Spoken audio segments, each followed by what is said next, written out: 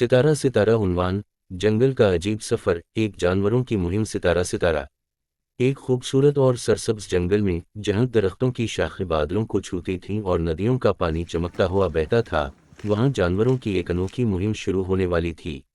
जंगल के तमाम जानवर बहुत अरसे से एक अजीब ताकत के बारे में सुनते आ रहे थे जो कहीं दूर जंगल के दूसरे किनारे पर छुपी हुई थी।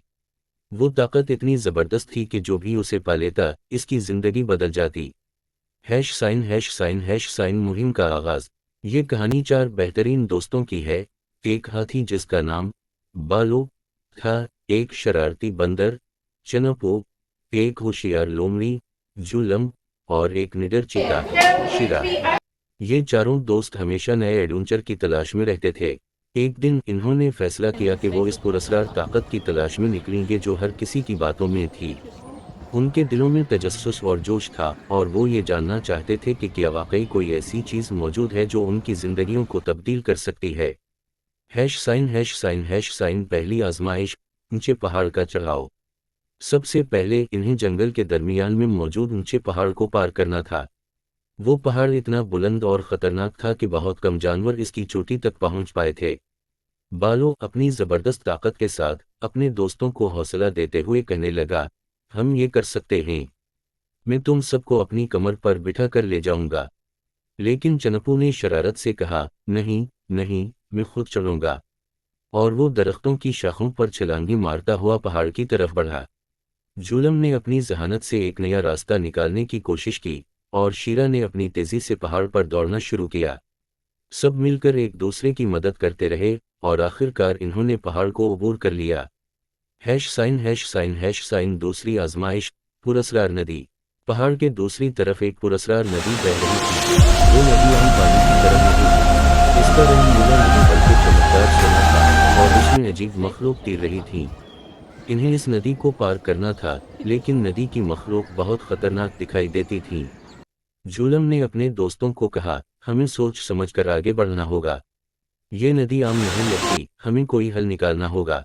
चनपू ने जल्दी से एक लंबी रस्सी बनाई और कहा, हम इस रस्सी की मदद से नदी पार करेंगे। बालों ने रस्सी को मजबूती से पकड़ा और अपने दोस्तों को उसके सहारे नदी पार कराई। लेकिन जैसे ही वो नदी के दरमियान पहुंचे, नदी की मखलूक उनकी तरफ आने लगी। उस वक्त शीरा ने अपनी तेजी दिखाई और एकदम में सबको नदी के पार पहुंचा दिया। ####, तीसरी आजमाइश, देव का गार। नदी के बाद वो एक खौफनाक गार के सामने पहुंचे, जिसके अंदर एक देव रहता था। कहा जाता था कि देव इस पुरस्कार ताकत का रखवाला था, और वो किसी को भी उसके करीब नहीं आने देता था। बालो ने हिम्मत करते हुए कहा, मैं देव का सामना करूंगा। लेकिन जुलम ने रोक कर कहा, नहीं, हमें देव से लड़ने की जरूरत नहीं है। हमें इससे बात करनी चाहिए। जुलम की जहानत से देव को समझाया गया कि वो इस ताकत को चराना नहीं चाहते, बल्कि सिर्फ उसे देखना और समझना चाहते हैं। देव ने उनकी सच्चाई और दोस्ती की ताल्लुक कदर की बज़ाहिर और हिमलाज इन्हें की गार के पहाड़ियों अंदर जाने दिया। ####, ताकत का राज। गार के अंदर एक रोशन पत्थर रखा हुआ था जिसे दोस्ती का जवाहिर कहा जाता था।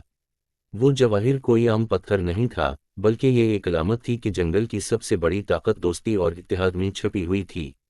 जो भी इस जवाहिर को पाता, वो समझ जाता कि असल ताकत एक दूसरे की मदद करने, मोहब्बत करने और मिलकर रहने में है। बालो, चनपो, जुलम और शीरा ने इस ताकत को पा लिया, और इन्हें एहसास हुआ कि ये पुरस्कार ताकत दरअसल उनके अंदर ही मौजूद थी। वो अपने सफ़र से बहुत कुछ सीखकर वापस लौटे और अपने जंगल के तमाम जानवरों को ये पैगाम दिया कि दुनिया की सबसे बड़ी ताकत दोस्ती और इत्तेहाद में है। ####, इख्तिताम। यूं ये चार दोस्त न सिर्फ अपने एडवेंचर में कामयाब हुए, बल्कि इन्होंने जंगल के तमाम जानवरों को सिखाया कि मिलजुल कर रहना ही सबसे बड़ी कामयाबी है।